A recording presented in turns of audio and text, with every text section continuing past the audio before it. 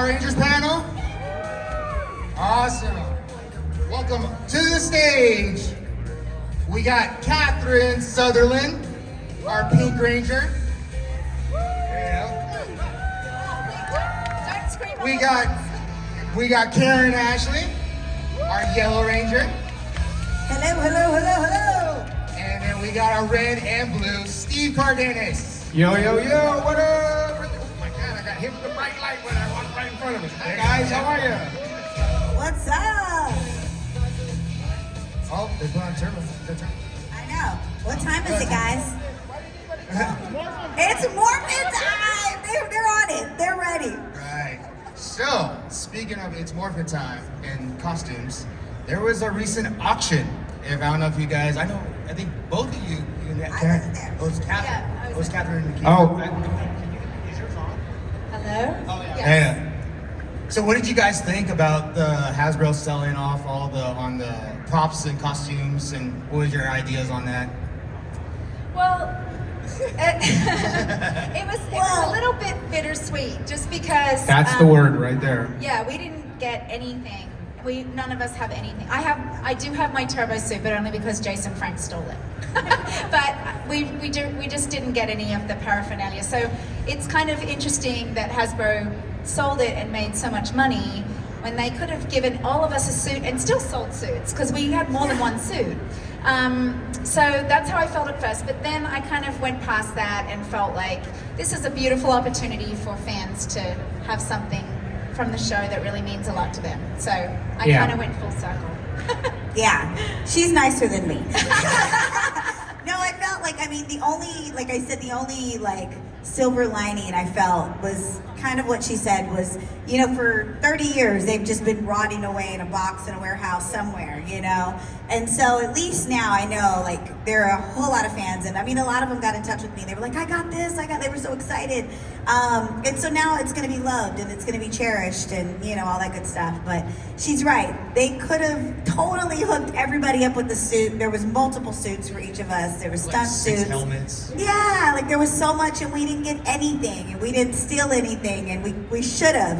I don't condone stealing, but that's the one thing I regret. I should have just taken it. But I thought, they're gonna call the police. I was I don't know why I was so afraid. But yeah, that's the only, it's very bittersweet. You see? Yeah, they already said it all right there. There's not much more I can say about it. I wanted that stuff too, and I'm happy that the fans are going to be able to get it, but it would have been cool to have some of that stuff for us. Jason Font bid on his suit, and he got his suit for $5,000. Oh, see, but that makes me mad. Jason Font should not have paid $5,000 for his own suit that he made famous. Yes. That his character, he brought that character to life, and I love that Saban had this crazy idea. If you watch the Japanese show and you go, how did they take that and make this? It's crazy that they thought of it. So there's some genius there.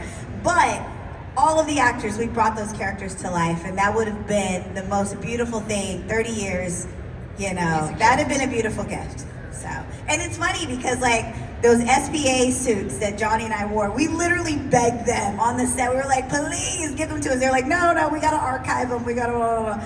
And then they were for sale. Lame. Wah, wah, wah. That was one thing I was really surprised to see, that they were selling the Once and Always stuff. That was some brand new stuff, made for you guys, basically. So, I don't know what Hasbro, well, I may know a little bit, but I don't know a little bit what Hasbro's planning, but... The civilian clothes we wore in Once and Always, they wanted to keep, and they didn't sell those in the auction, so I'm wondering if that's going to be the next auction. Oh yeah, that's right. There's another one coming. It's October, is there something like that? Next year. Next year. Oh, okay. So, Once and Always, all three of you came back to Once and Always. Now, what was it like? You guys were in the Saban era. Obviously, there's Saban, Disney, and Neo Saban. What was it like coming back from back in the day to now with Hasbro? What was the differences you guys saw? The budget? Yeah, the budget. Yeah, it was a bigger budget for sure, but honestly, for me, it was how you guys as the fans, you get nostalgia when you meet us or whatever. But we got nostalgia stepping onto those old sets, you know, like they had recreated the juice bar, that's the same one that was from, you know, 30 years ago, and it looked exactly the same, and I was like, wow, this is bringing back memories for me. We went, he and I were together and went in, and they showed us Rita's dumpster, and then we went into the Moon Palace and the juice bar, and we were freaking out. We were like, oh my gosh, it was this so is cool to crazy. see all that stuff recreated. Yeah, It was very and good. when we got there, Johnny and I got there, it was like she took us on the same tour. We were like, get out of town.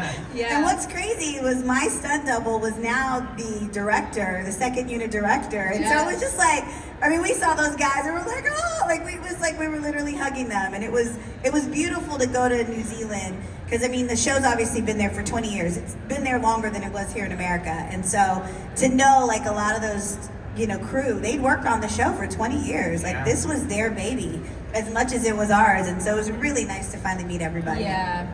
It was very cool. I heard a lot, like David Yost had a lot of notes for when he got on set. Now, I'm kind of He curious. always has notes. Did you guys have any notes, or what were your thoughts when you got onto set? Like, oh, maybe that's not right, or maybe you guys should do this. Was there anything you guys kind of thought?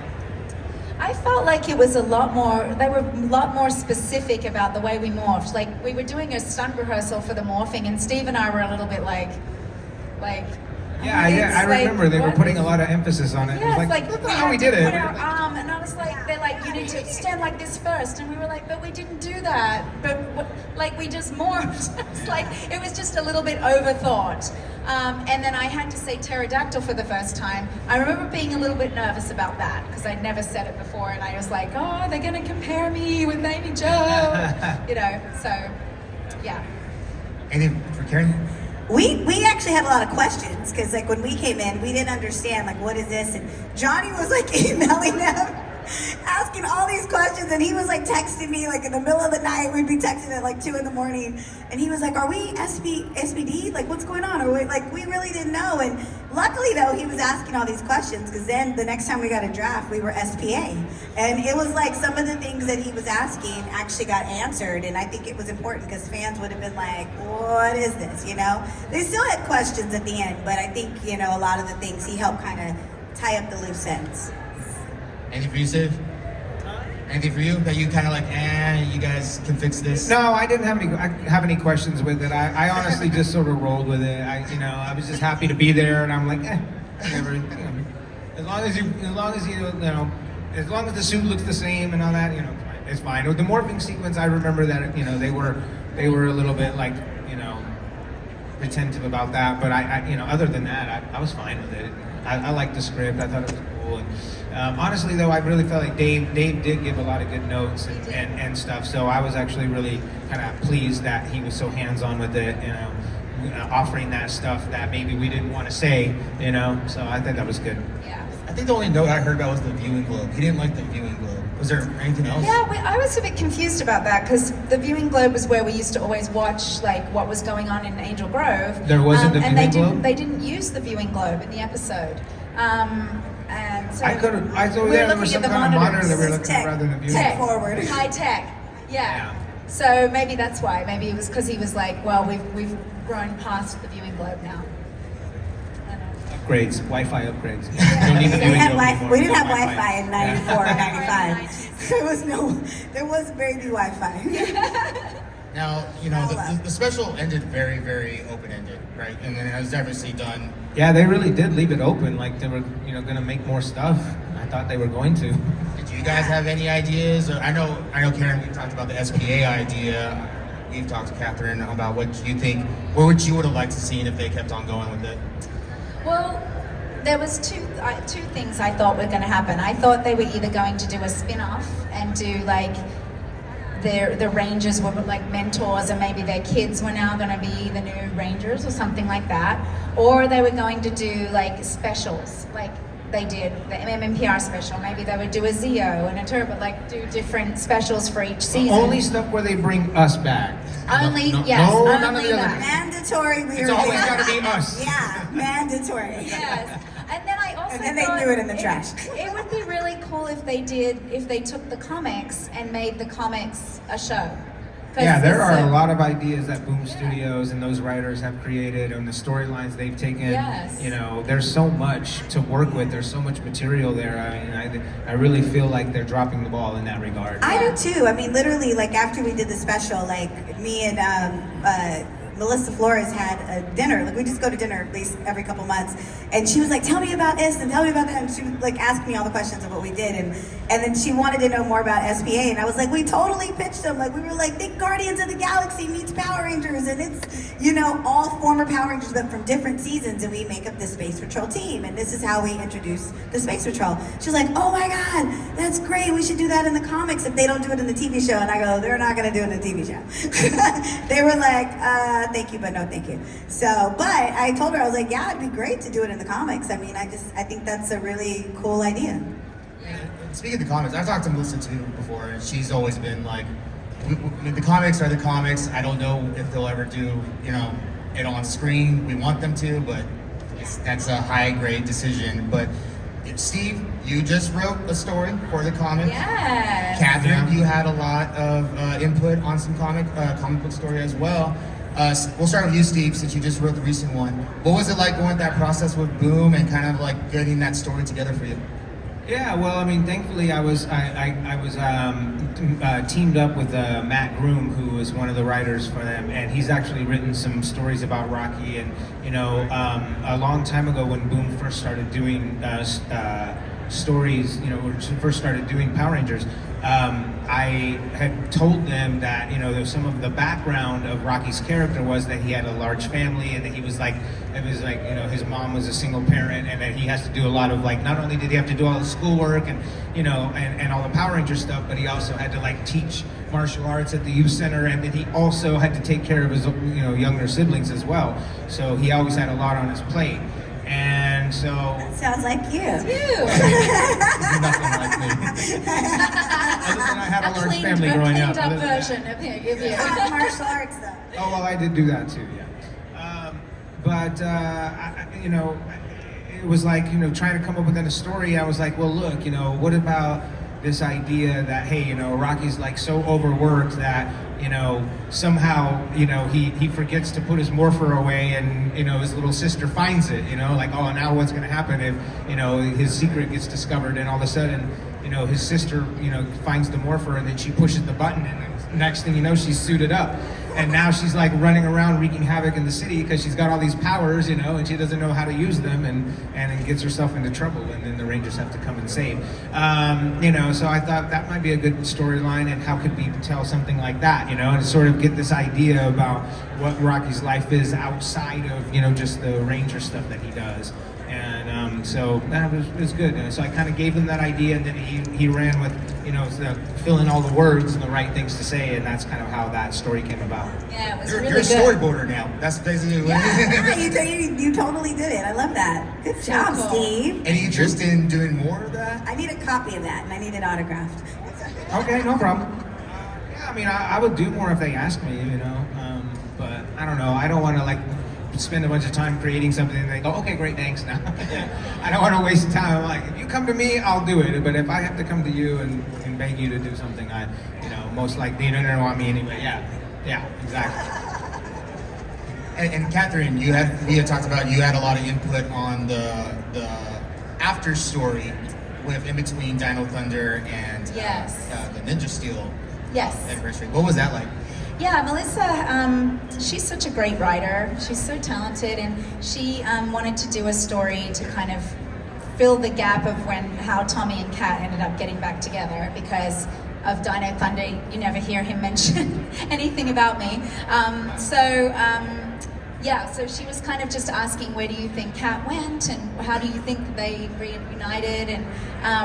And I just liked the idea that they went their separate ways, and then they reunited later on in life, and that's kind of where we went with it. I loved it. It was there was a good moment in there where you had to go save him. Save Tommy. I saved Tommy. Yes. In a wedding dress. In a wedding dress. Yes. No, that was really cool. Any interest? Yes. Any other ideas for you as well? Like maybe going back and helping Melissa on another story? I liked consulting. I haven't written a comic. I'm a little bit intimidated by that. That's why I was so impressed by you guys doing it. But yeah, I do have some ideas. But I kind of feel like Steve. I'm like, let's see if they Yeah, want like, me right. to. It's like, come to me if you want, If you have that. I can tell you I have an idea, and then if you say, okay, let's go with for it. Yeah, Yeah. I'll do it, but otherwise Yeah. I'm not just gonna like volunteer all my stuff, and then all of a sudden it ends up in a story that I didn't contribute to. Yes, we learned the hard way with that, huh? They were kind of like, when they promoted that book, it was kind of promoted as like, this might be an anthology. Like, we might be getting multiple issues with like the Rangers coming back. And were they saying anything like that, or is this just like kind of a one shot, or from Steve? Yeah, Steve, did they say they were going to continue? I don't know. They didn't say anything about like that to me. I actually, when they approached me about it, I didn't realize that it was going to be all those stories in one book together like that. I thought each of us were going to get our own story. Yeah, it's all in one book. Yeah, and each story is only like 8 pages long. So. Well, the Neil Moore comic's about 12, maybe 20 pages long actually, so that's about half a story. Yeah. And Karen, I know you want to do that SPA story so bad. Yeah, but I think we should. Idea. Yeah, I think you can put that together for right. For I know. Studios. Maybe one day. And your idea is Guardians of the Galaxy goes Power Rangers. Yeah, think about it. I love Marvel and I love Guardians of the Galaxy. It's one of my favorite stories, and it's one of the best stories because it's about they really go deep on the characters and who they are as people and how they became here and what, it's like that final Guardians, I was bawling. Like, I was like, oh, it was always about Rocket, it was just like, oh, it was so deep and so great. And it just was such a cool situation. So I think, like, if you did something like that with a lot of heart, a lot of, you have this, former Rangers, and they have to come together and they have to do something, and they come back, they're kind of back in action just because they're forced into a situation that's, they can't control. So, and they risk it all. I think it would be awesome. And then later, Nikia hinted at it in her comics. But I still think that Johnny. whatever. Oh, really? You and Johnny are I still think in whatever's space. done next should be an actual movie, though. I think so, like, too. And honestly, and guys, you should all get behind this and put the word out there in the universe. Like, we need Adi Shankar to do that movie. He needs to be the guy because he is incredible. If you guys ever saw that YouTube parody he did, that really dark Power Ranger thing, it was it was over the top on purpose, and it was over the top dark on purpose. But if you could see the visuals of it, like, it was so good, And it's, you get 1 million plus likes in one day. Yeah, That says something. And it's like, and I know that he loves Power Rangers, like, which is why he made that thing in the first place. And I know that he would love to do something, like that again. So he needs to hear it from you guys, though. So maybe you guys need to reach out to him and tell him it's time that we need to make a real Power Ranger movie. It's all up to them. Because anytime want. they demand something, then they usually get it. So you guys just got to start to write those very stern emails, guys. Come on. Comment on Instagram on the Hasbro Pulse.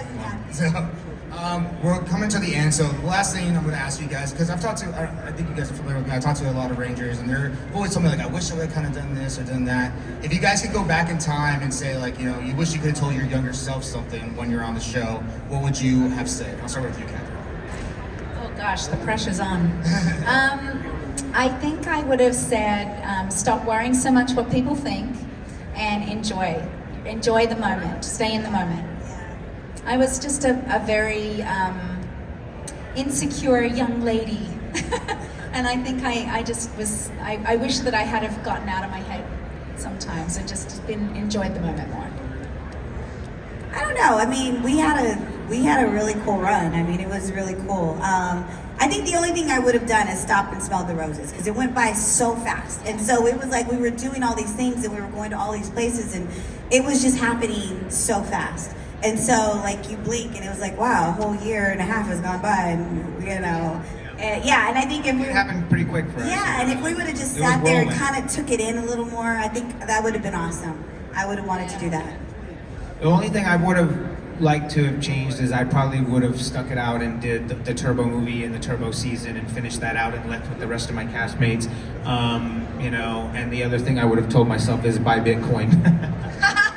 You can get it for 0.8 cents a coin. Right, why didn't we buy Bitcoin?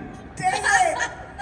I would have invested in Apple, but that's just me. Oh yeah, Amazon. I wish I'd thought of Amazon. Damn it. Well, guys, I want to thank you for joining us today. I Thank you, appreciate guys. it. Thank you all. Yes. We love you. Come see us tomorrow at our Yeah. table. We're leaving for the day, but come visit Tomorrow us. we'll be there. We'd love to meet you. We gonna be obviously, lit. we obviously have stuff you can buy. But even if you don't come and buy, just come and say hi. We'd love Yes. to meet you. Thank you so much for having us, NostalgiaCon. Yes, we love Thank you you, guys. guys. Thank you. Thank you.